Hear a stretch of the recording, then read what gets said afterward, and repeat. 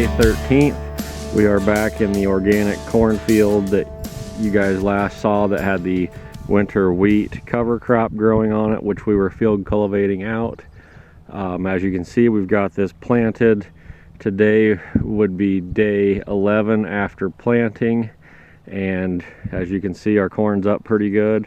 Got a pretty decent stand overall.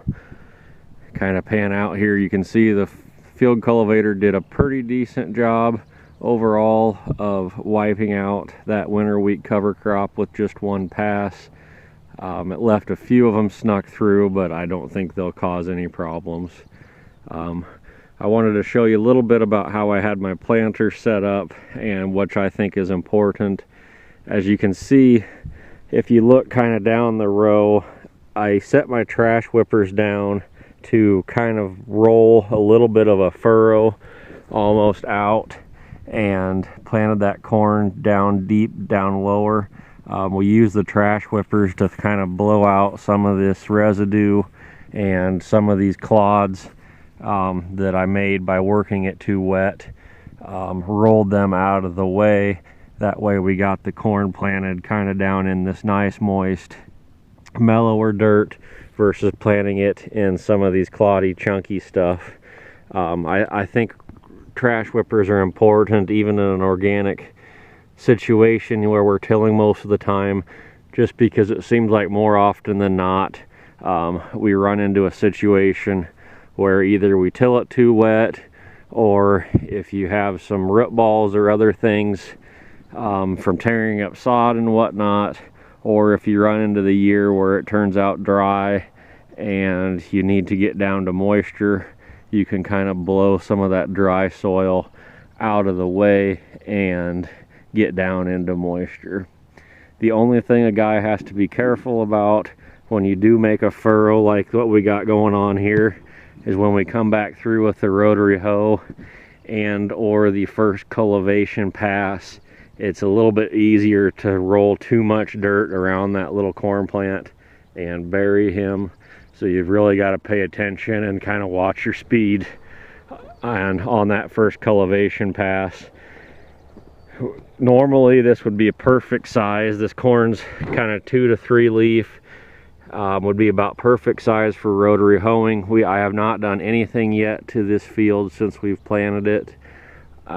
We typically, you know, if it was earlier in the season or that corn would have took a week or 2 to come up, we probably would have harrowed or hoed it right on day 3 or 4 after planting.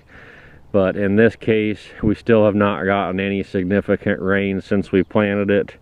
So I guess I've just been leaving well enough alone at this point. The soil is still really loose, kind of dry, cloddy, where I don't think there's really much of any weeds even starting yet, being as we haven't had any rain yet. Sometimes it's hard to know whether to go out and rotary hoe or harrow before you see the weeds, yes. But in this case, again, I really don't, I guess, see any weed pressure coming at all. And being as we have not had any rain since we planted it, it kind of throws us in a different situation, I guess, that, you know, every year's different, they say, and that is true. You know, normally I wouldn't even think about not rotary hoeing it, but I'm kind of debating it at this point just because I have this real nice dry, you know, loose soil on top that I really don't think there's going to be very many, if few, weeds that can germinate in that top inch of dry soil without moisture. And the rotary hoe or harrow really is only good for weeds that come from that top inch or so. So at this point, this corn's far enough behind, I don't really want to stun it or damage it anymore. So I'm kind of, like I said, debating about whether I want to rotary hoe this or not.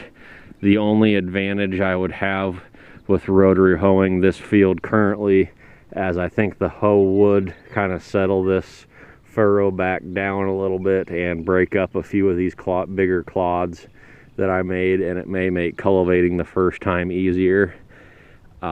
I may try the rotary hoe on some of it just to see what kind of job it does. A rotary hoe typically doesn't work the best in loose, fine soil. They work the best in a crusted, you know, soil after a rain kind of situation. This would probably be perfect scenario for a tine weeder. If a guy had one of those available, I think a little bit of experience. We don't own one. I don't really know of anybody super close that has them, but from what I've heard and read about them, they work best kind of in this loose soil, you know, scratching around this dry, loose stuff, where a rotary hoe, it's really hard to get much hoe action in loose soil without it burying itself too deep and causing potential damage to the corn plants. But like I said, if a guy had a tine weeder, this would probably be about the ideal condition to, you know, use that tool. I guess we just don't have one. The other thing is we're abnormally cool right now. It's about 47 degrees out as we speak, I think the pickup said when I was driving over here.